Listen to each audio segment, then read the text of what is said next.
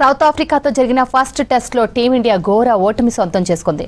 124 పరుగుల స్వల్ప లక్ష్యాన్ని ఛేదించలేక చేతులెత్తేసింది. సఫారీ బౌలర్లు విజృంభించిన వేళ భారత్ కేవలం 94 పరుగులకే కుప్పకూలింది. 2 ఇన్నింగ్స్లో కలిపి 8 వికెట్లు పడగొట్టిన South Africa spinner Harmer player of the మ్యాచ్గా నిలిచాడు. స్వల్ప లక్ష్యాన్ని ఛేదించలేకపోయారు టీమిండియా బ్యాట్స్మెన్. ఒకరు వెనుక ఒకరు పెవిలియన్ కు క్యూ కట్టారు. దీంతో సౌత్ ఆఫ్రికాతో ఫస్ట్ టెస్ట్ లో టీమిండియా ఘోర పరాభవాన్ని మూటకట్టుకుంది.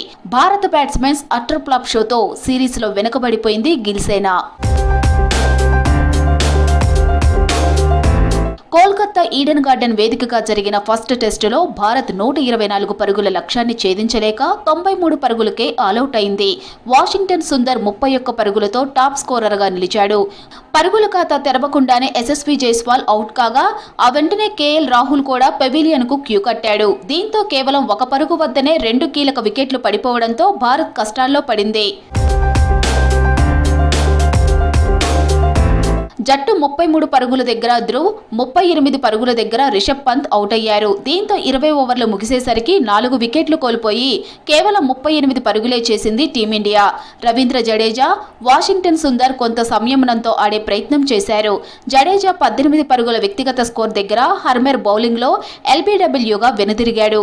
ఆ తర్వాత వాషింగ్టన్ సుందర్ కూడా అవుట్ కావడంతో భారత్ ఓటమి ఖరారైంది. 93 పరుగులకే టీమిండియా చాప చుట్టేసింది.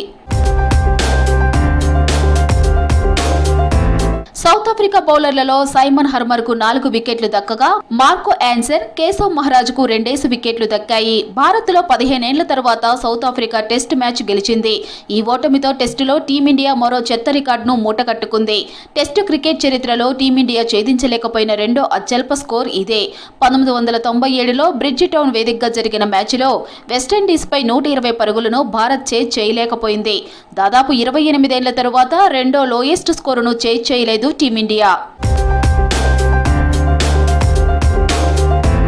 తొలి ఇన్నింగ్స్ లో సౌత్ ఆఫ్రికా 159 పరుగులకు ఆలౌట్ కాగా సెకండ్ ఇన్నింగ్స్ లో 153 పరుగులకు చేసింది. టీమిండియా ఫస్ట్ ఇన్నింగ్స్ లో 189 పరుగులకు ఆలౌట్ కాగా రెండో ఇన్నింగ్స్ లో 93 పరుగులకే కుప్పకూలింది. 2 ఇన్నింగ్స్ల్లో కలిపి 8 వికెట్లు పడగొట్టిన South Africa spinner Harmer player of the match గా నిలిచాడు. ఈడెన్ గార్డెన్ పిచ్ పై సర్వత్రా విమర్శలు వస్తున్నాయి. తాము కోరినట్లే పిచ్ ఉందని హెడ్ కోచ్ గంభీర్ చెప్పారు. ఛేదించగలిగే లక్ష్యం ఉన్నా బ్యాటర్లు విఫలమయ్యారని చెప్పారు. ఇలాంటి పిచ్ పై ఆడాలంటే టెక్నిక్, టెంపర్మెంట్ ఉండాలని సూచించారు.